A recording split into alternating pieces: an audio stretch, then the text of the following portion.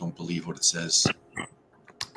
I gotta wait for the little thing to pop up. Oh, well, I guess we are live. Right on. We're live. Yay. Tonight. It's Monday night. We're doing an 8:30 show. We're trying to throw everybody off. Usually we do 9s. Now we usually do 8s. Now we're doing 8:30s.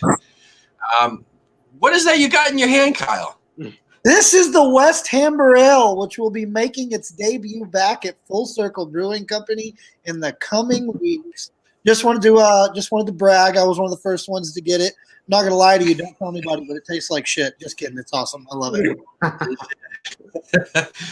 Yeah, we got a special episode tonight. I'm really excited. We got Chris is going to be my co-host. You've seen him before. He's co-hosted me before, and also check out his interview if you like. We interviewed him a couple of weeks back, I believe. We've also interviewed our special guests tonight, Zach from Maryland and Kyle from Fresno. Kyle, you were one of my first, man, back in the early days of American Hammers TV. I know. You grew up, and I taught you well, and you moved on to doing better things, But I still remember our first. I'll never forget you, man. Yeah. So we decided to bring Zach and Kyle on because not many people know. I've been trying to promote as much as I can, but I'm just so overwhelmed with everything else that's going on in American Hammers TV land that they've done 5 episodes already of American Hammers Radio. So that's what we're here to discuss tonight, and then we'll tap into some news items, and then we will check out a few Hammers polls, maybe 7. Who knows? We'll figure it out. Depending how much time we got left. So, Kyle and Zach, welcome aboard. Haven't seen you guys in a while, and how are you liking things over there in the podcast? It's fun. I just do what I want, Tim. I'm not even really sure what we talk about most of the time. What we try to do is we try to talk about the game that just played. We try to dissect it, break it down, what we liked, what we didn't like, what we can improve upon. And sometimes we go completely off topic. Last week we talked about the French. And we had a whole thing about Allaire getting a possible national team call-up if he continues to play like he is. But at the same time, the French national team is so stacked forwards positions. It's just like he needs to have a serious breakthrough because you're behind Mbappe at that point. And Mbappe is probably one of the best in the world right now. Oh, 100%. Yeah. Clearly not. It's Sebastian Haller. Just nobody knows. Not yet. But like you said on the last podcast, it's one of those Dimitri Payet things where I think I agree with Kyle on this one. But everybody needs to go back and listen to the podcast. They've already got 5. It's on sound. If you want to shoot it, if you want to argue with me more, I'm gladly take that debate about Payet. We will. We'll get back into that. We'll circle around. So your episodes are on SoundCloud first and foremost. They're on Spotify and they're also on Google Play Music. I've been having difficulty. I'm fighting with iTunes for whatever reason. They keep kicking it back to me, and I'm like, there's nothing wrong with the damn thing. But Spotify loves it. You guys are getting a lot of hits, which is awesome. And same thing with the SoundCloud. I don't know how to check the Google Play hits, but no, every episode it's getting more hits, which is great. But first and foremost, you guys never spoke to each other before you started this. No, I had no idea who this guy was. And I was like, all right. And I'm telling you, it's awesome. Hold on a second, Kyle, because this is great. This is my favorite. I just said, you know what? I'm gonna take you and I'm gonna take you, and then here you go. See what you can come up with. And then sure enough, every episode, it gets better and better and better. And it sounds like you guys are figuring each other out. How to banter with each other, and it's great. It's great to see, listen to actually. Mm-hmm. I did my research on Zach. I knew I wanted to do a show with him because he's got beautiful, luxurious curly hair. So I was all in based on that. It's full of life and body. Obviously, as you look at him in this show, you can tell he's a giant Andre Agassi fan. So let's make it very clear. But not just any Andre Agassi. Definitely the late 80s, early 90s Agassi. That is the one he loves. Honestly, Tim, I was honored to get the opportunity to do it with Zach. Zach's been a lot of fun. I've told you before, I've had a background in radio. Used to work for ESPN Radio, was a third voice on a couple of shows here in Fresno. So it was a lot of fun just to get the opportunity to get back out there. Yeah, and listen, you guys were definitely, after it was so strange. We were gonna wait till we hit 1,000 likes, not 1,000 likes, 1,000 subscribers, or our year anniversary. But Wayne actually pushed us to get it off the ground sooner. Wayne from Dallas. So I said, you know what? The first person that came to my mind was you, Kyle, and then we had just recently interviewed. Where I don't think I wasn't even on the interview, but I watched the interview for Zach, and I'm like, you know what? That would be. They're not the same voice. They're not the same. Same rhythm. I mean, you know what? I think they would gel well together. I'm going to throw them in together. And listen. The best part about the whole thing is that I'm learning as I go too, because I take what you give me. I throw an intro on it, throw an outro on it, and hope to sync it well enough. Even though I fucked up once, I duplicated the feed.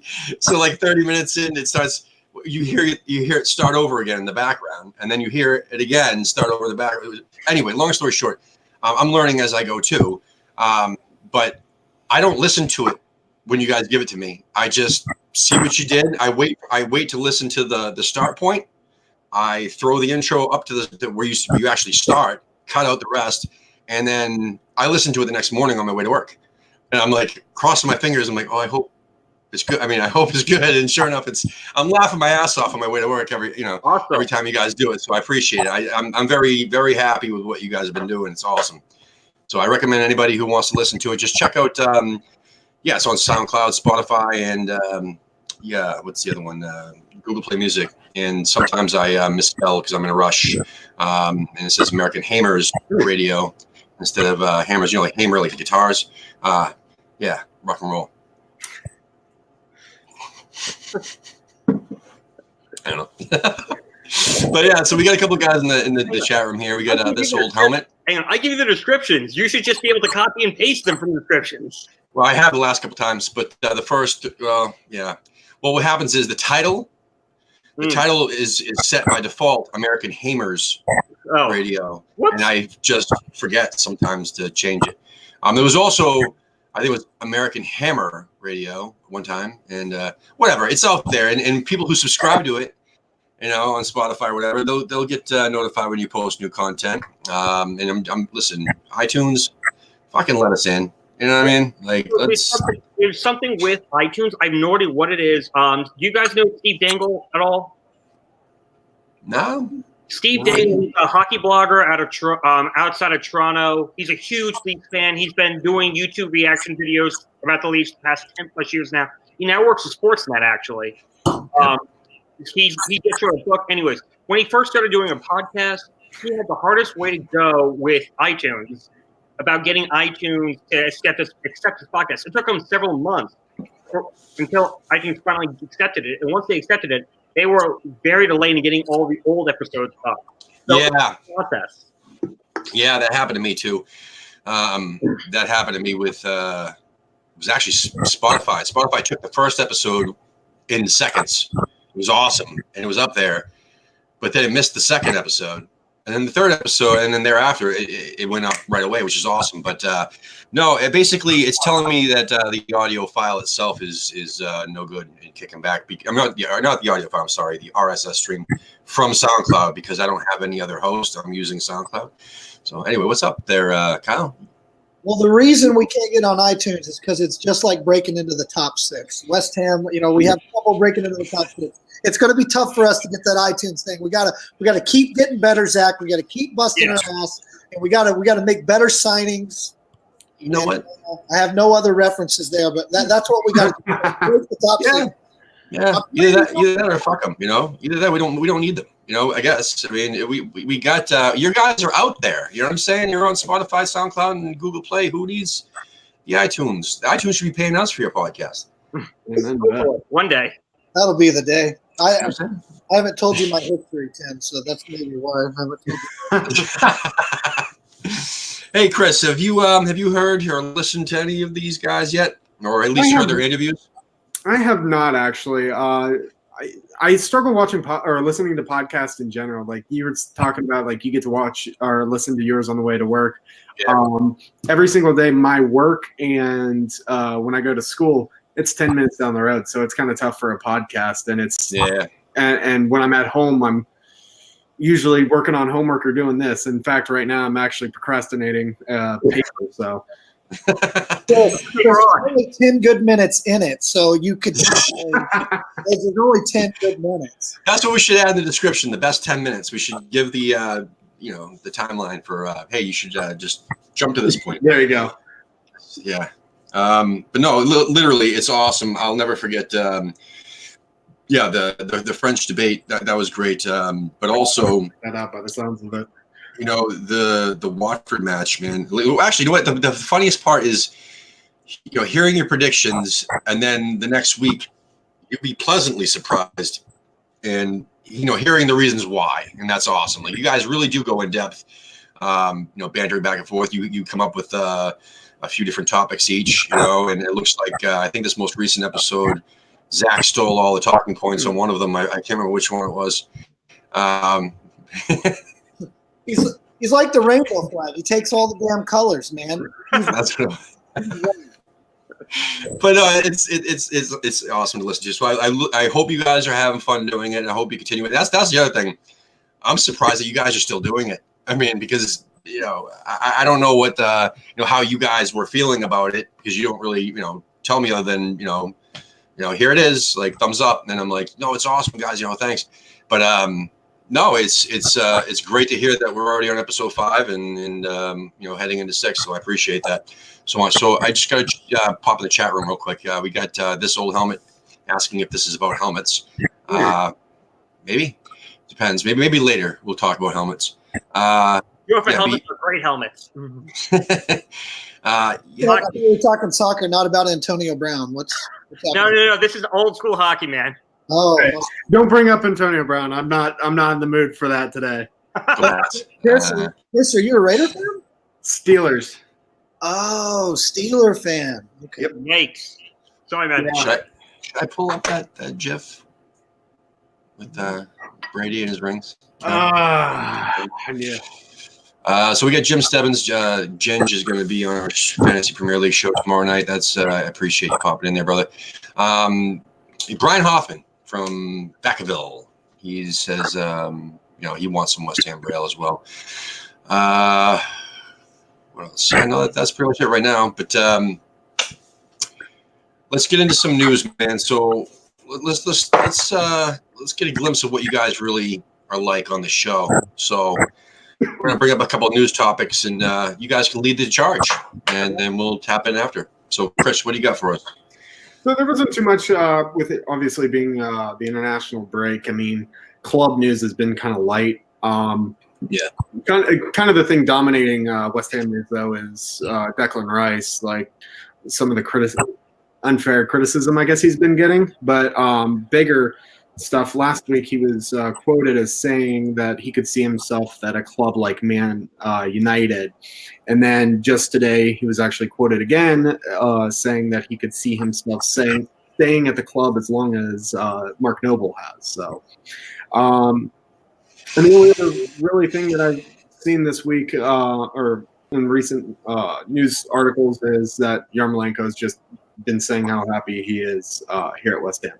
All right, I want to talk about the Yarmo news because because I'm a huge Russia supporter. I was not happy with the game today. I'm glad we won. We're almost at qualification point, but we should not win 1-0 against Kazakhstan with an 89th minute goal. Jesus Christ, I was screaming my Wow. But Eastern European players are, especially in this sport, are notoriously fickle. If you remember Andrei Arshavin, remember how fickle he was at Arsenal and how? Yeah. Sure, he came on his first ever appearance. 4 shots, 4 goals. That's never going to happen again, probably. Or if it does, it's going to be 100+ years from now. Yeah, it didn't happen again. He never did it again. No, you can't. But there was when he went back to Russia, he was playing for Zenit St. Petersburg. He was in the Champions League, and he got mad about something either before the game, during the game, or whatever. And he faked an injury 15 minutes in and got subbed off. Yeah. He didn't want to be there.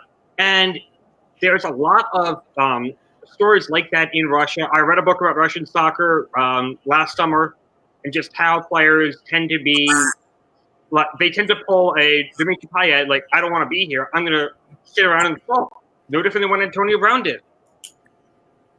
So to hear that Yarmo is happy is great news. If we can keep him happy, he's going to keep performing for us. And that's what we need with Antonio out. Yeah. What do you think about that, Kyle? I'm going to be 100% honest when it comes to Russian soccer. I'm going to defer to Zach. I'm not really. No. Oh, Yarmolenko being happy at the club, really. So am I happy with the club? No, Yarmolenko being happy with the club. Basically, that's what the news was about. Yeah. Look, here's the thing. When it comes to Yarmolenko, the truth is this: he's a very, very skilled player.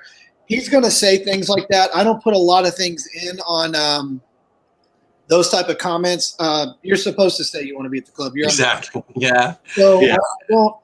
whether he's happy or not, and I know this sounds a little harsh, I really don't care. What I care about is, are you giving me 100% every time you're out on the pitch? And when it comes to Yarmolenko, I'm a firm believer. We need him to step up now more than ever because of the Mikel Antonio situation. So when I look at it and a player comes out and says, I love being at the club, well, goddamn right you do. We're paying an exorbitant amount of money, so you better say that. It's very rare that you get into those situations, but you hear about them all the time, so it doesn't seem that rare. But when you get into a guy like Arnautovic, we could have been paying Arnautovic $500,000 a week, and he would still caused a problem because nothing's ever good enough for Arnautovic. And it's not necessarily a bad thing, because you want a striker that goes, I scored 3 goals, but I could have had 4. I want them to have that mentality. But it's really like when comments come out like that, I just don't pay a lot of attention to it, because to me, it all comes down to, what are you doing on the pitch? Are you giving me 100% effort? And are you representing the club well? And that's kind of where I kind of fall on that. And what do you think about Yarmolenko so far? I mean, from what you observed. The sample size is too small, Tim. I mean, how many games has he actually played for us? He got 6 or 7, maybe 6, maybe. Hang on, I'm on it. He got hurt. He got hurt at the beginning of last season against Manchester United. It was like the 4th game last season. Yeah, 4th or 5th game. He I think you're last right. year. Yeah, and so when you look at it, the sample size is too small. What I've seen of him, I think he's an incredibly dangerous player. He's a one-dimensional player. Everybody in the world knows he wants to get the ball on his left foot. We all know that. He's got a dangerous left foot. But in that game last week against Norwich, that goal he scored, the ball bounced to him. He doesn't hesitate. He slams it into the net with his left Love foot. that. It was a beautiful goal. I love that. We don't have a ton. We haven't in our past had a ton of guys that have that kind of skill set. And one thing about this West Ham attacking force that we throw out now, this is the most skilled West Ham force I've ever seen. Same here. I talk about it all the time. I love it. I'm so excited about it. Just thinking about those names. It's Antonio, Lanzini, Yarmolenko, and Allaire, man. Oh. And Anderson. Can't forget Anderson. Oh, yeah. Oh, Anderson. Yeah, not Antonio. Fuck that shit. Antonio's out to deal with his shoe brand. And by the way, if you don't know, Mike, there is a shoe brand called Michael Antonio. Yeah. Really? It's all female shoes. Whose phone's ringing? That would not be mine. I'm still going to get some, Zach. I'm still getting some Mikel Antonio heels. That's happening. But You can answer it, Chris. I haven't signed it. Really, when it comes to that squad that we have, I've never seen so much quality and skill in a West Ham attacking force. What Haller can do, what Anderson can do, Yarmolenko, and don't forget, we have a couple guys on the bench that can't break in that are pretty skillful themselves, in Jack Wilshere and Robert Snodgrass. Snodgrass, everybody says, the guy is good on the ball. He's very good on the ball. He is shockingly good on the ball, because you look at him, he kind of looks like that guy that, you're like, I ain't going to pick you on my pickup basketball team. But then when you do pick him, he's like lights out from the 3-point line. You're like, I shouldn't have underestimated you. Yeah. But really, and the guy that to me is the most skilled player on our team, and he's proved it this year. The one thing I've been calling out for is Lanzini. Yeah. Lanzini is starting to show what he is. And I'm telling you, this guy, if Lanzini's on, he makes everybody else around him better. And watch the space Anderson will get down that. It's kind of player we've desperately needed for a while. Yeah, I was slagging him off like significantly when he came back from his injury, saying he was too rusty.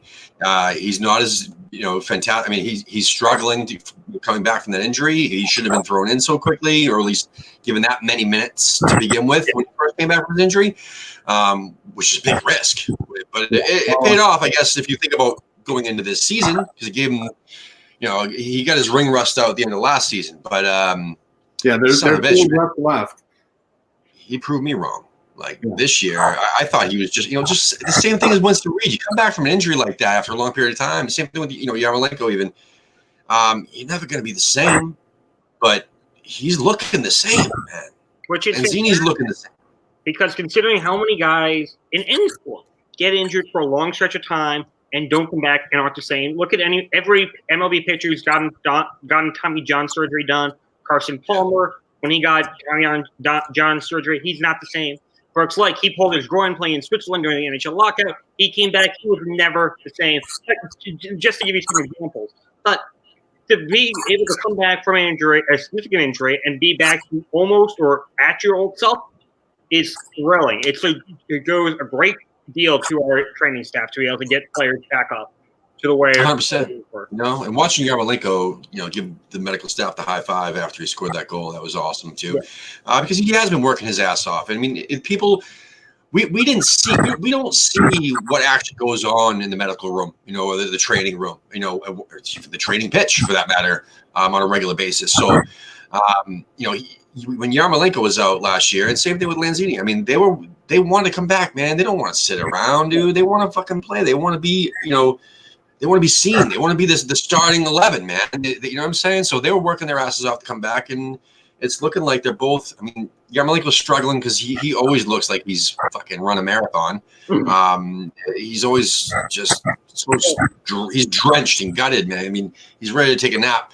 But no, I mean he looks sharp though. He's got some sharp skills, man. And there's someone in the chat room, it's actually Jimmy Stevens in the chat room, who actually said, comparing to Yarmolenko, that Faguli and Gökhan Torre, whatever the hell his name was, they had the same skill sets that Yarmolenko had. However, they never got the chance. I would agree with Faguli. I wouldn't agree with Torre. Torre was a little fat little bastard that never wanted to get, he never wanted to get in shape. I mean, you're playing in the freaking Premier League, dude. I mean, he was in better shape in Turkey than he was in England. Like, what's up with that? Well, the food's better in London, so it's hard to stay in shape. I don't know. Well, better than Turkey? Probably.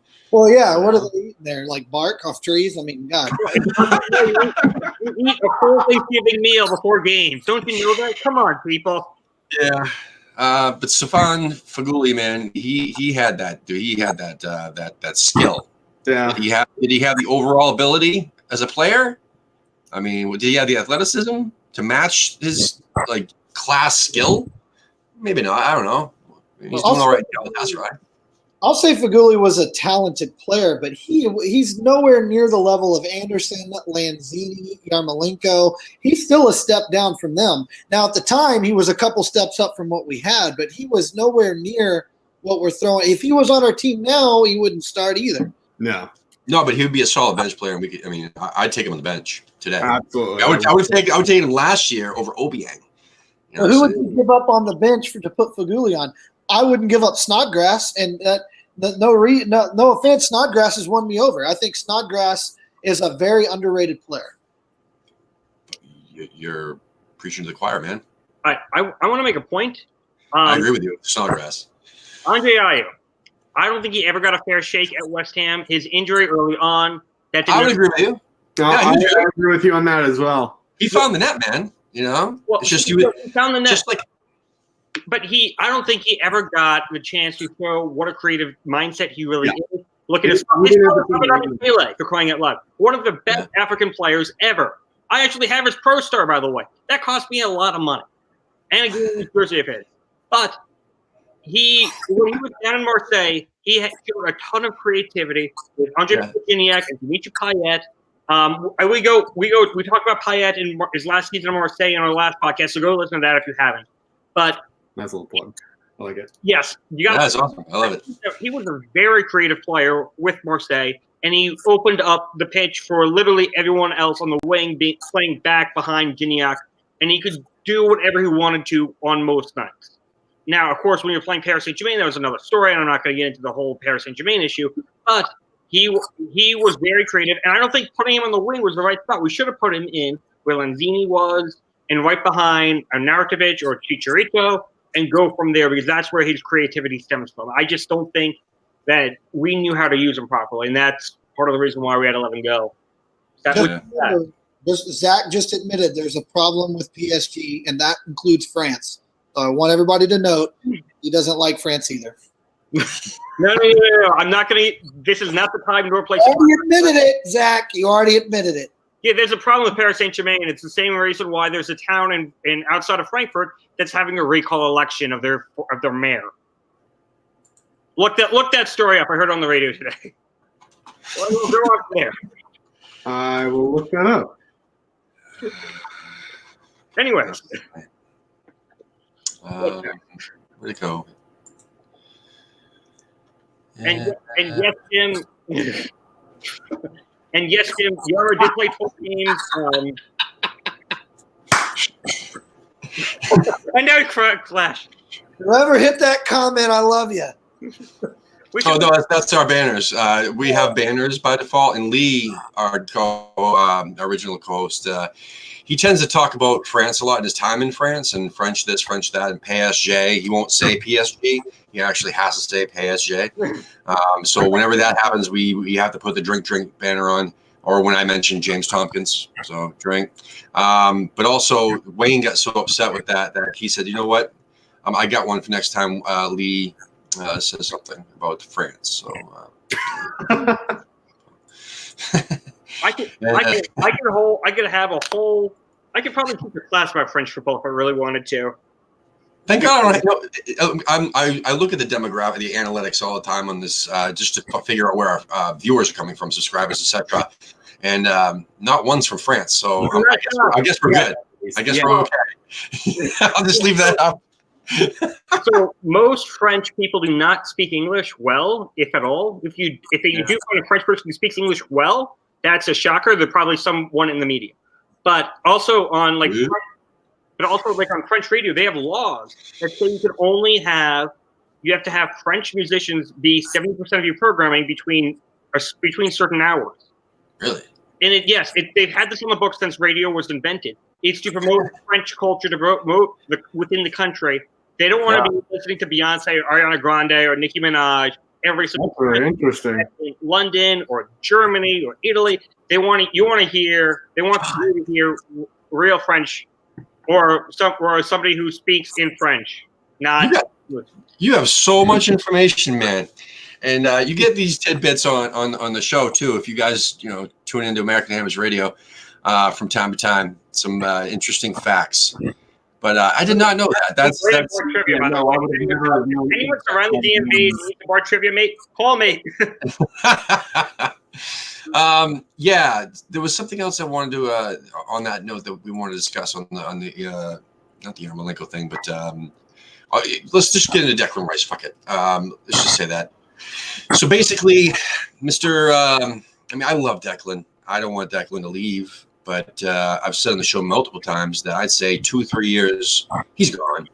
And what backs my story is, well, he jumped from Ireland to England rather fast, for more notoriety, to, level up his brand, if per se. I mean, we wouldn't, playing for the, Republic of Ireland. I love Ireland.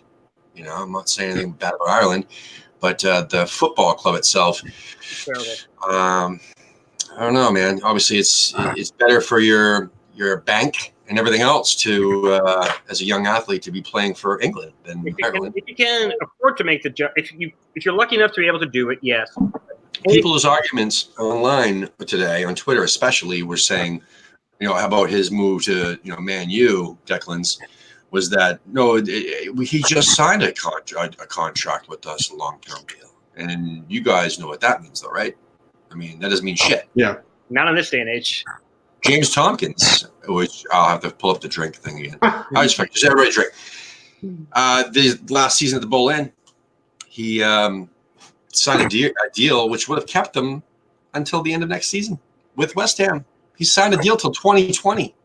See, that's what I'm saying. Contracts don't mean shit, especially long-term contracts. You know, unless you think really going to be here the whole time in January. Can everybody just calm down on Declan Rice and realize what was actually said? Like, I read the interview. He was asked what I call a trap question. Yeah, he was. I agree with you on that. I used to be in media. I used to do this crap. He was asked a trap question, like, well, do you, like, the question was somewhere around the line, well, do you think you could play for a bigger club? And he went, hell yeah, I think you could play for a bigger club. I could see myself playing for Manchester United. But if you look at the follow answer, he says, but I am very happy at West Ham United. I'm not the player I am without being here, and I could see myself staying. And I think people need to realize something.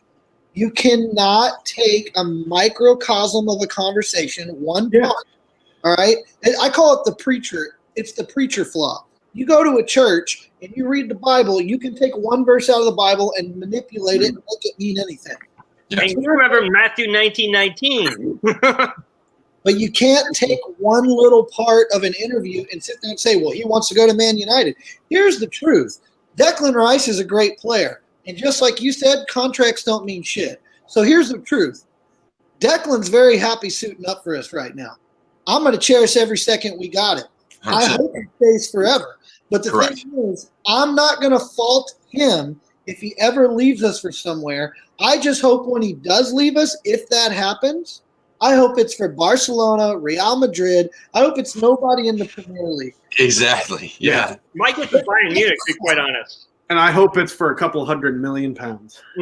Well, I'm That too. not for anything less than $1 billion because I think you're He'll be the first billion. $1 billion, damn it, $1 billion. All right, so Go ahead, Zach. So Jim just brought up an interesting question on the point. What if with the players we brought in and start winning things like cups, European competition, does he still leave? And that's a great question because a lot of players leave like clubs like West Ham or other teams in Europe or the Premier League to start playing in Europe or whatever. We pulled Allaire out of Frankfurt and Frankfurt's going into the Europa League. But it's something that every player wants to do at least once, either play in the Champions League or play in the Europa League.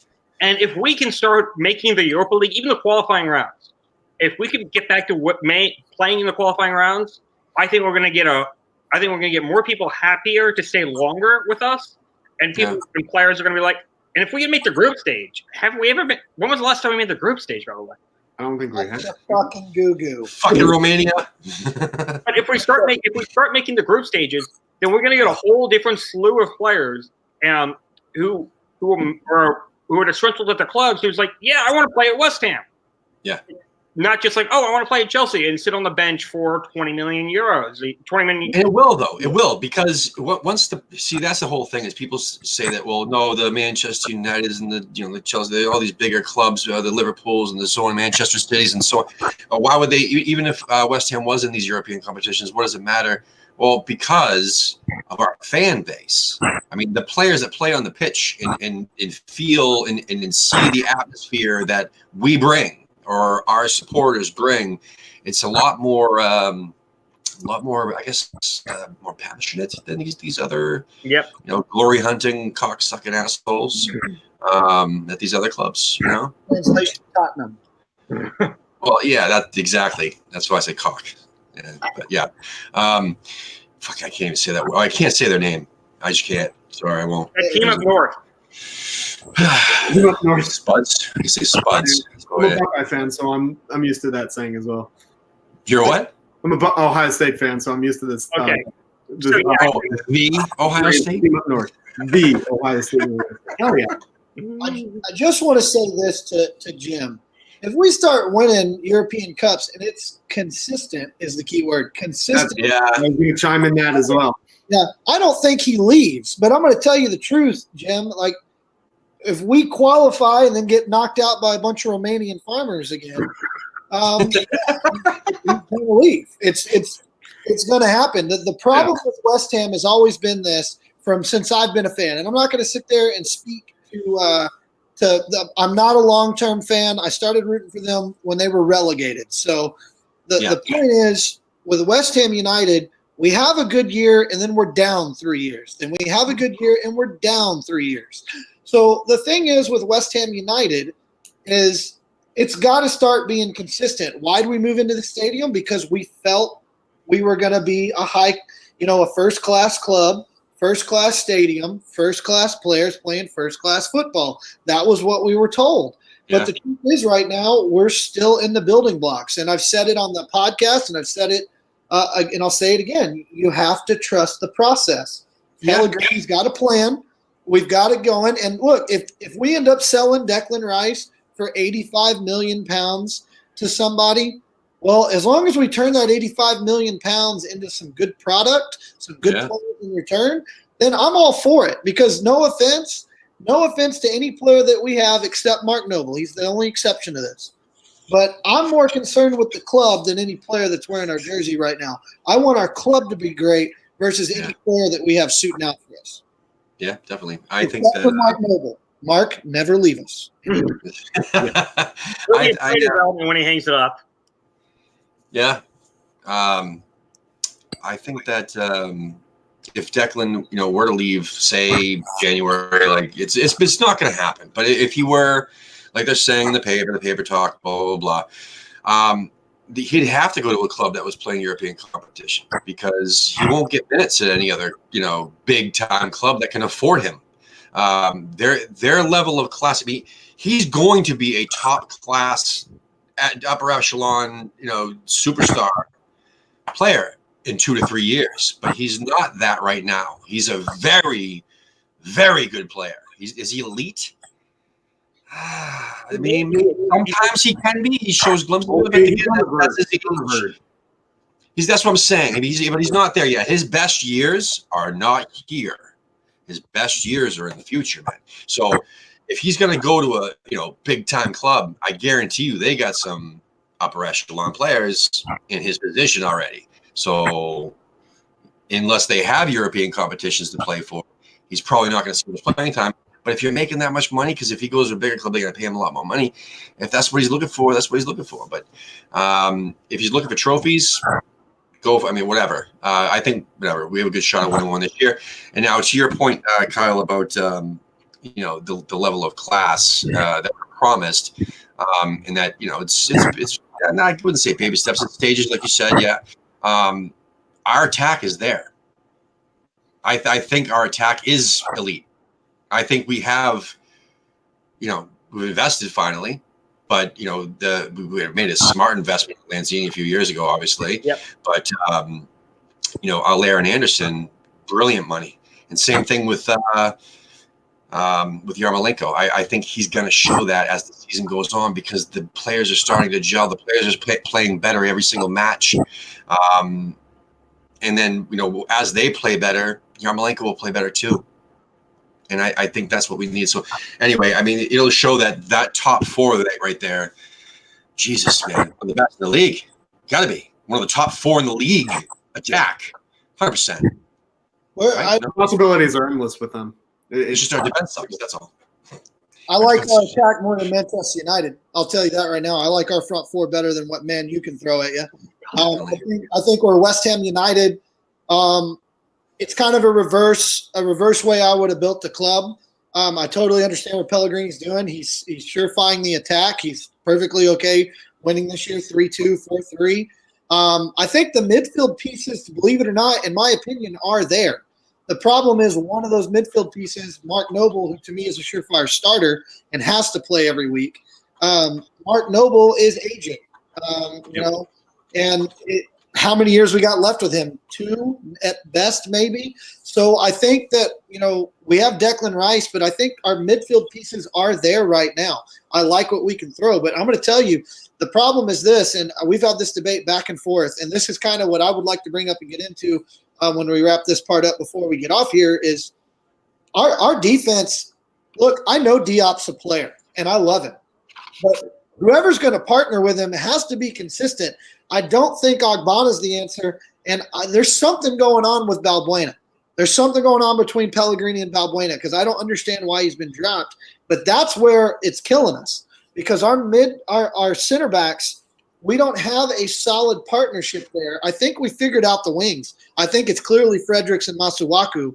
And you can say whatever you want. And Arthur's going to make mistakes. He's a forward-thinking player, so we have to accept him. But I really am curious, and I leave it to you guys, if it's okay if I can change the topic here, is what do we do with that center back pairing? Because do we go out and get another center back? Because I don't think Reed's the answer. I don't think Agbana's the answer. I thought it was Balbuena, but maybe I'm wrong.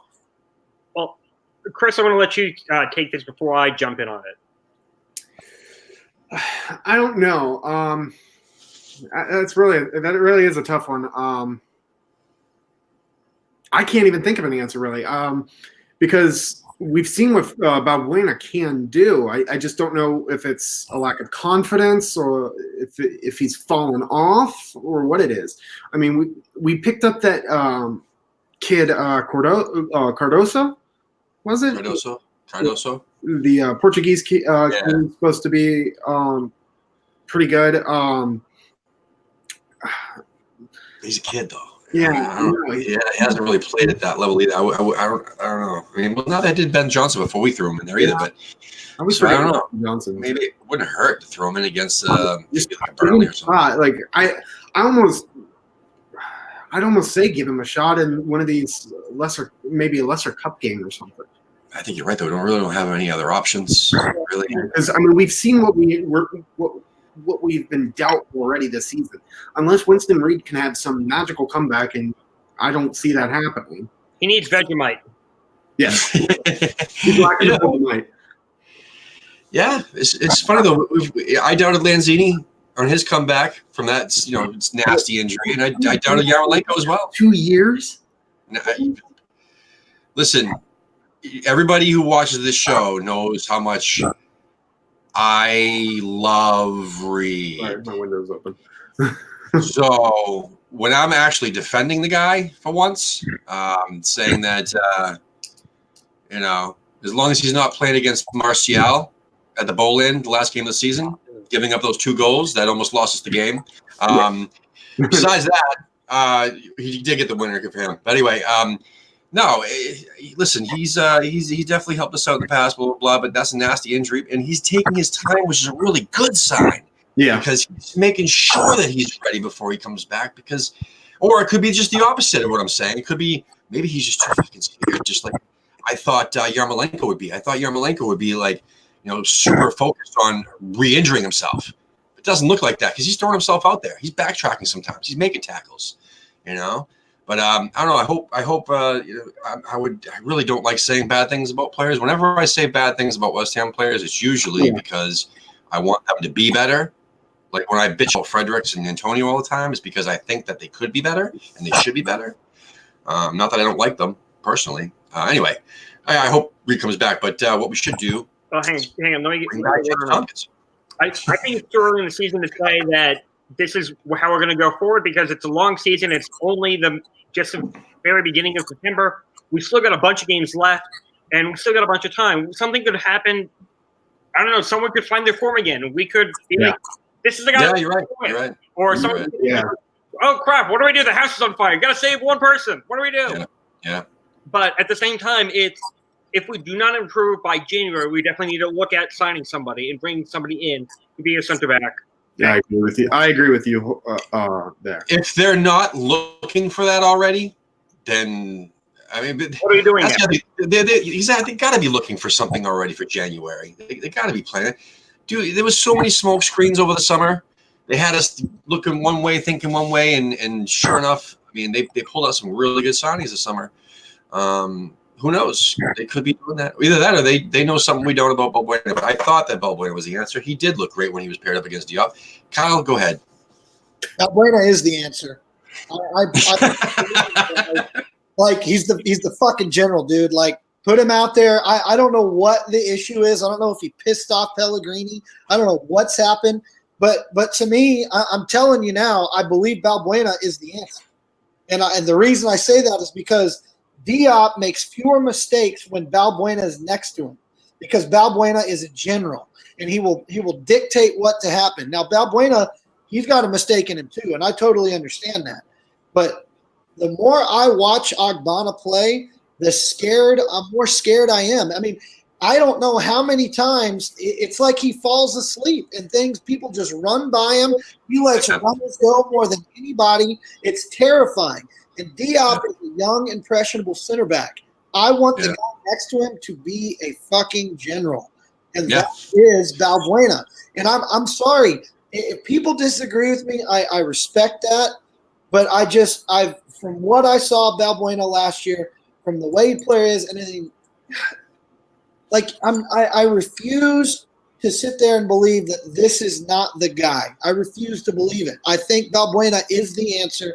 Mark it down, put the general out there, let that partnership go, apologize to Pellegrini, take his daughter out on a date, do something.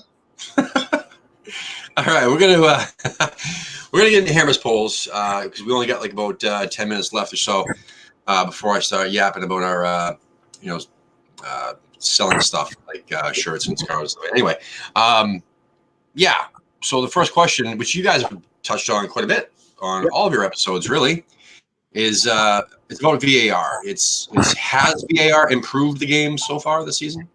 Yes. We'll just go down the line. It looks like we're a Brady Bunch here, and I got someone on top, and then Kyle below. So we'll just go in order down the hill. So that's it. Just a yes there, Zach? Yeah. It's gonna be slow. It's going to take a while for us to get used to it, but the refs are gonna figure out how to do this quickly. If not, the FA is gonna figure it out. If not, I'm gonna figure it out and you can tell them how to do it, and then it's gonna be a hell of a lot quicker. Just like in rugby. But I'd rather have the call be right than keep us sitting here yelling about it for the next 3 years about the call not being right. Yeah. If it takes 5 minutes, it takes 5 minutes. That's the way I look at it. Kyle? I don't think it's improved the game yet. I think it reminds me a lot of the NFL bringing in instant replay, and then I think it takes time to learn how to use it and when to use it. It kind of reminds me of a little kid that got a brand new toy and it makes noise and doesn't know when to use it, not use it, tries to use it middle of the night, wakes his parents up. That's the bullshit that's happening right now with VAR. I just don't understand exactly how they want it to be used. And once that is specified and the rules are followed, then I think it's going to be good. But right now, I don't think it's good for the game because I think they just slapped it at us and they didn't even understand how it worked. Chris, what do you think so far, man? So far for me, I think it has. Ultimately, you guys both bring up good points. The fact of the matter is, though, I want the correct call. And both of you have both said that it's going to take some time getting used to. I read an article a few weeks ago where it said that they basically compared it to goal line technology. At first, people bitched and moaned about it, but now it's just a part of the game, and everyone just accepts it, and it works. And you can't. And to your point, Tex,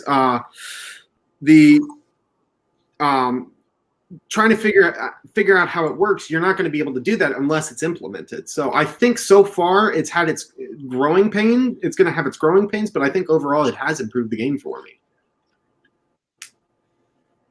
Yeah, well, God, I've been a proponent for it just for the fact that we've been, brutally raped over the last so many seasons. And there was no lube used. No lube. That's what I'm saying. It really hurt. Because seriously, dude, just think about the Liverpool match last season when we drew and we should have won, and same thing with Man City and Man United, we should have beat them. I mean, come on, and the list goes on season to season to season. So, listen, so far, we have had a couple calls go our way, which should have, and that's fantastic. So. Has it improved the game? I can't speak for any other team. I mean, has it helped the Hammers? A little bit. Yeah, so far. A little bit. But we'll again, it's too early, man. Like all of you really said, there's got to be growing pains with this. It's a new system. They need to test it out. So Yeah, we'll scroll down. Let's move on from Vieira before I start having an aneurysm. What was the result of the poll, though? I'm curious.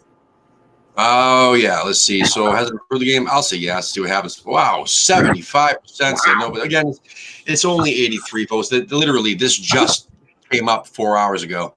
And this usually bizarre Harris poll. They usually get hundreds upon hundreds. Well, here's another one. I like this one actually. A lot has gone on since that Burnley game. Have the owners now been forgiven? Have the owners now been forgiven now that, wow, English much? Have the owners been forgiven since they've, whatever, since that, have the owners now been forgiven, comma, there you go, comma, now that significant improvements have been made to the management and playing staff. God almighty, I need a coffee. Well, funny that's mentioned. I just finished reading David Gold's book, by the way. If you have never read it, it's a really interesting read. He goes into about his history, about his life growing up really dirt poor, to making as much money as he does. The fact that he's actually a pilot. I didn't know he was a pilot, which actually kind of shocks me. But it tells a lot about him and his history and his life and whatnot. It unfortunately ends at the end, like when him still owning Birmingham City. I would love it to be able to go into the West Ham years, and I hope that comes out relatively shortly. But forgiven, no. We still have a long way to go, in my opinion. I still want to see how this year plays out before I say all is forgiven. I think a lot of it has to do with Pellegrini coming in more than anything else, and Pellegrini saying, I need this much money to go out and spend to buy players. And if Pellegrini's system works, then we're going to be happy, and we're going to be like, all is forgiven. We made it a point. You listened to us. Thank you. Kyle. When I'm looking at that Burnley game, I don't know if the owners will ever be forgiven, especially by the West Ham faithful, the people that grew up bleeding claret and blue. For me personally, have I forgiven them? Absolutely, because I believe in their end game. I do honestly believe in my heart that our owners want West Ham United to be the greatest club in the world. I firmly believe that. That doesn't mean that I'm right. That's just my own personal belief. So when you look at it, I think they put their money where their mouth was. I think that was the wake-up call game, and I think they realized right there that they better start doing something because West Ham fans weren't going to accept anymore. They had bought shit the year prior. None of those players are there anymore. We had to cut ties with them, and they started doing what they had to do to get the right players in. They got the right manager, Manuel Pellegrini, when I think everybody was screaming for Rafa Benitez. I don't think anybody thought we could get a guy like Pellegrini, and maybe they did, but I didn't think so. And Pellegrini's now here, proven winner, a proven man who understands the game of football. He plays the style of football West Ham fans want. So I think, with the players we brought in and the manager we have, I have forgiven them, but I don't think West Ham fans have. Chris. I really can't add too much more to that. That is nearly word for word what I think as well from Tex. Yeah. Well, here's the thing. If you guys remember when Pellegrini's name first came around, do you guys remember this? Because I wish we were around at that point, because on the other YouTube channels and on the podcasts that are out there and everything else, there was a lot of people, especially on Twitter as well, that were talking shit about signing Pellegrini. They were definitely pro Benitez, saying that Pellegrini was too old. He's not going to, live forever. And he's not going to probably live the next 3 years, let alone being like 89 years old, wherever he is. Just kidding. He's innocent. Anyway. Do you guys remember that at all? So I remember the shit talk about Pellegrini before we signed him. Yeah, I remember that clearly. But at the same time, remember he was in China managing in China, and he wasn't doing well. Yeah. Anyone know anything about the Chinese league? No, but he didn't do well in China. I know that. Well, so even that, but like the Chinese league is a notoriously bad league. Other than having a ton of money, they're really not that great at producing players, or promoting players, or whatever. And they have a lot of problems, more problems than Major League Soccer, believe it or not. But to get him from China, I think that was that was a no-brainer for him. He just leaves China, comes back to England. It's a country that he knows, he's managing, done successfully. Yeah. I think that was the correct move. The only other thing that I would say would be correct would be going out and getting El Loco or Gio Savarese. But we're never going to get Gio Savarese. I know that for a fact. Yeah. We were linked with many people like is it Tucci or Tachi? What the hell's his name? Who's the Dortmund guy that ends up Almost Tuchel. Tuchel. There you go, Tuchel. Yeah, we were linked with him, but even though that was bullshit. Whatever the fuck his name is, he's at PSG now. Yeah, that was the owners, man. You know, playing the games again. You know, just throwing out these names. I remember like before the guy I really wanted to sign before Bilic after Allardyce was Bielsa. We were linked with him, Benitez, and Bilic. Those were the 3 Bs, and all the West Ham faithful were like, "Oh, let's forget what he did to us as a player. Let's totally forget what he did to us. He was West Ham, so we love Bilic and fuck Benitez, and fuck Bielsa. Let's sign him." And we had a great season because Allardyce built the squad, and it was last year the Bull Inn, and we're riding on that. But Bilic is a great manager. Oh yeah, and then we got to the Olympic Stadium. And then we let Bilic sign some fucking players. And then we let Bilic, play everybody out of position, and it ruined people's careers, some people's careers. Yeah. And but he's failed. He's such a great guy. Oh, he's such a great person. Fuck off. Anyway. In Croatia, baby. I just want to say, I mean, all you guys were clamoring for, I see a Brendan Rodgers comment, hearing all these names. I don't know why nobody wanted Bruce Arena. Oh my God! Do you want a PowerPoint presentation? He's terrible. Bruce Arena, the American mastermind. I wanted I did hear Klinsmann, to be honest with you, but that was brief. Oh my God! That was brief. Okay. He's not American, but he did coach America. But anyway, Klinsmann had a whole another issue. But in all seriousness, I mean, the thing is, like, it's very easy for people to sit there and write off Pellegrini, but the one thing that I remember is Pellegrini engineered the most dangerous offensive side in Premier League history, even better than the one last year that Man City had. I mean, he scored more goals than anybody. Now, granted, he didn't defend, but the thing is, like, I remember that team. That Man City team was dangerous. And it's funny because they keep, I keep saying they, but when I say they, I refer to just people on Twitter. Those bastards, those negative pieces of, the people on Twitter. They were basically saying all the negative points were, but Pellegrini didn't build that squad. It was Mancini's squad, and I'm like, no, but he did build the fucking. Look at the transfers that he signed over there. He did add to that squad, make it his own, and dominated at Man City. But he wasn't good enough for Man City. They wanted to sign Pep. I'm like, well, whatever. I'm not slagging off. Please don't get me wrong at all. I'm not slagging off Pellegrini. I'm glad we signed Pellegrini. And look, we're all like pro Pellegrini. It's super happy. It's just I thought it was funny because before we signed him, there was a lot of bullshit going on. Anyway, last question of the evening. It looks like I missed it. There was something about never mind. Here it is. Declan Rice is now regular in the England team, but our current West Ham team. What? Declan Rice. See, my English is it? What's going on tonight? I can't read English tonight. Declan Rice is now a regular in the England team. But of our current West Ham team, who will be the next to earn an international cap? There, maybe if I slow things down, I can read sentences. All right, Wilshere, Fredericks, Johnson, or Noble? Tim, I think you better lay off the moonshine for a little. I think you may be going blind. Bro, it's just too much coffee, man. Did I not? Did I still fuck that question up? No, you guys understand? You got it right, but it's just kind of funny. I don't drink, dude. Just so you guys know out there, I don't. I'm sorry. Even if you sent me a West Ham ale, I don't. I drink coffee 24/7. That's the problem. It's not alcoholic. Is it? Absolutely not. But if that gets you to drink it, then I'll tell you. I'm like, oh man, like really? I'll take it. Yeah, let's go. Anyway, so guys, please, Wilshere, Fredericks, Johnson, or Noble will get the next. Will be the next one to earn a cap. International cap. I really hope that Noble's the one who wins it. I hope it's in some international friendly that doesn't mean much, but he gets it because he's been a great serviceman for English football for West Ham. 100%. and he's just the fact that he's never got one, even in his prime, is very sad. It's ridiculous. And It's a crime. Yeah, it's a crime against football. it is. That's it.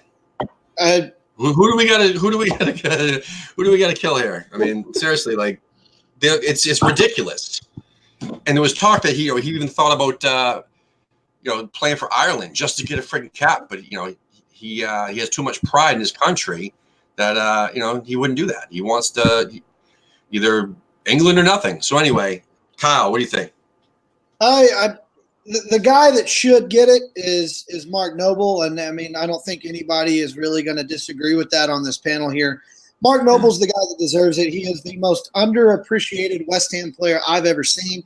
He's probably the most underappreciated player in England, longest serving player at our club. I want to say he's the longest serving player in the Premier League right now, or he's in the top 2 of that. I mean, that's the guy that deserves it, but the guy that's going to get it is going to be Jack Wilshere. And the reason why is because if Wilshere gets an opportunity to run and he gets back on form, he's still one of the best players in the whole country. Yeah, that's true. So I would like to see it be Fredericks, but I just don't know if Fredericks is there yet. There's too many, especially at his position, there's just too many options they have in front of him right now for him to really, I think, get an opportunity. Yeah, but he's too old to start to learn how to play better. That's the problem with Fredericks. I say it every single episode. He's past that. So we need to get rid of him now and sign someone who can actually play at that position. I was saying, the superhuman player would be someone with Zabaleta's brain and technical know-how and Fredericks' speed. It's kind of like Pellegrini's offense, but Allardyce's defense. It's a perfect team. Just so you know, Tim, they're trying shit like that in Thailand. I'm sure we could send them both over there and bring back. They're trying a lot of things in Thailand, but that's for another show. Chris, what do you think here? Like Tex said, the one who deserves it, Noble. The one who will end up getting it is Wilshere. Nobody thinks Johnson. Really? What's that? Nobody thinks Johnson at all. I don't think there's enough of a sample size on him. I mean, he's not in the West Ham first team, so that hurts him. And I don't think that the England manager is going to be watching a lot of under-23 games to get players. I think he's going to be looking at the guys that are making an impact with the top. Yeah. Well, you're probably right. All of you are right. So let me just stop this and bring something else up so that we can show a little bit of this. So everybody, hello. This is just a little clip of SoundCloud here. Just go to SoundCloud.com. You do not need to have an account or anything. It's all free listening here. There's also an app. If you guys don't pay for Spotify, if you do pay for Spotify, check it out on Spotify. But if you don't, it's on SoundCloud. It's free. Same with Google Music, Google Play Music, American Hammers Radio. I really listen. It's really good listening, and you can just see from right here. It's really not that long. Roughly a little over 30 minutes every episode. 35 last one, 30. I have 38, 35. Yeah, so it's exactly my drive to work, which is between 30 minutes. So, but no, it's a great listen. I really appreciate these guys coming on tonight, and I appreciate Chris coming on and helping to co-host with me. I do got to mention a couple of our sponsors, and then I'll let you guys say something at the end. Drinkware Design, Plano, Texas, but they got a website, so you can. Doesn't matter where you live in the world, you can order some of these. Look how shiny that is. Look how fancy and it's smooth, and it's got a little bit of coffee on it. But anyway, they make all sorts of designs. You can put whatever you want on here. They got flasks as well that you can engrave on flasks or those metallic sports bottles, the thermos type sports bottles as well. You can get your own supporters club logo on there. You can put Manuel Pellegrini's gorgeous face on get engraved on one of like a flask. So every time you drink, you can look at it and be like, "Wow, man, that's Manuel Pellegrini." I'm looking out for my drink. I don't know, just whatever. It's good stuff. So go to drinkwaredesign.com. We sold 3 T-shirts the other day. Whoop, looks like we just sold a 4th. Well, thank you, Brian. Holy cow! I was about to say that. What perfect time. So, wow, that's crazy. So, go to bonfire.com/AHTV-2. The link is in the description, but it's also on our website, AmericanHammersTV.us. We got T-shirts, hoodies, blah blah blah blah blah blah blah blah blah blah blah blah. I'm telling you, there's so many different things, so many different color options, etc. But the quality of the actual material, superb, man. It's premium. It's not like this cheap fundraising GoFundMe type bullshit. It's really quality stuff. I'm really impressed with Bonfire. Thank you so much, Bonfire, for helping us out with that. We placed the order for the scarves today, so if anybody wants to buy a scarf, head on over to our website. It's AmericanHammersTV.us, and you can still purchase one. I know we sold 25, and we're gonna end up with another 25 to sell. So check that stuff out. I pre-ordered mine, so I'm good. Well, thank you, Zach. I appreciate that, my man. Yeah, it's from Roughneck Scarves. They make really quality stuff, so I appreciate that. Now, Kyle and Zach, what's coming up? What do you got going on? Anything else you want to mention? You have the floor. I guess we'll start with Zach since he's on the top up there.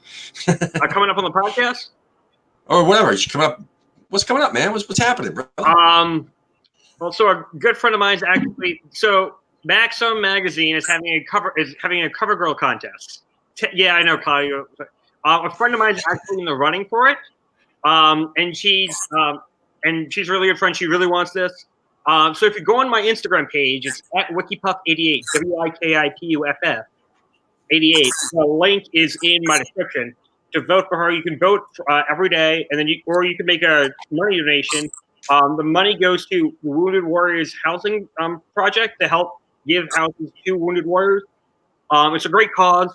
It is. Trying to push and pedal her as much as humanly possible because she really wants this, and I really want to help her. Also, on my business page, I'm going to be having raffles for later rounds because this is a very long contest. So I'm going to be having raffles of a lot of sports stuff. Awesome. That's cool, man. I like the cause too. That's cool. Awesome. Kyle, what do you got for me, man? It's real simple, man. I'm just living the dream out here on the West Coast here in Fresno, California. You are, you bastard. I love sunshine and not fucking cold weather and hate it. Hey guys, winter is coming. Yeah. Yeah. Don't nobody tell Tim, but Fresno is kind of the armpit of California. Oh, I've been to accident. Yeah, we were staying in Atwater, and for some reason we took a wrong turn. Yeah, and ended up in Fresno. That's a goddamn wrong turn. That's a wrong, yeah. Both of them, really. Yeah. I was trying to go on my way to San Luis Obispo, which is actually paradise, and Pismo Beach and all that good stuff, doing some off-roading. Yeah. Yeah, they have a bar in San Luis Obispo called The Library. So anytime someone asks where you're at, you just tell them you're at the library. Yeah. You get tagged. I'm a fan of the Frog and Peach in San Luis, but yeah. Real quick, just want to say the Fresno Irons, be paying attention to social media. I got some big things in the works with Premier League in the USA and also NBC Sports. So hopefully, if some stuff goes down, I'm definitely going to try to send those guys your guys' way. Obviously, we got a big match on Monday. So if you find yourself in Fresno, California, why don't you come out and have a pint with Fresno's finest? Yeah, definitely. And, follow them on social media. They're all over the place at Fresno Irons. They're everywhere. So that's cool. Chris, you got anything coming up other than schoolwork? No, not at all. I get to go to my alma mater this weekend and party it up with some of my buddies. So, well, there you go. That's awesome, man. Ohio University. Oh, he's a Bobcat, boys. He's a Bobcat. It's okay. I'm a Fresno Bulldog, so we'd kick your ass, but that's cool. Wait, what's that? I'm a Fresno State Bulldog, so we'd kick your ass. Yeah, we suck at football. You want me to say it again? I'll say it louder. Go Dogs. All day. So, everybody who's still watching this, check out American Hammers Radio. I'm not joking. It's got to be one of the best half-an-hour podcasts podcasts I've ever heard. I love these guys. I'm so happy that they're having fun with it too. You can tell just by listening they're having a blast. And there's hopefully a lot more to come from that. We do have a couple of other shows on the network, podcasts in the works with a couple Brits trying to figure out some technical things, and we're just having some issues. So you'll see it soon. But in the meantime, make sure you subscribe to our YouTube channel, but also if you have Spotify, SoundCloud, Google Play, subscribe to the American Hammers Radio with Kyle and Zach. All right, guys, I'll talk to you for a second off the air, but for everybody else, come on, you Irons.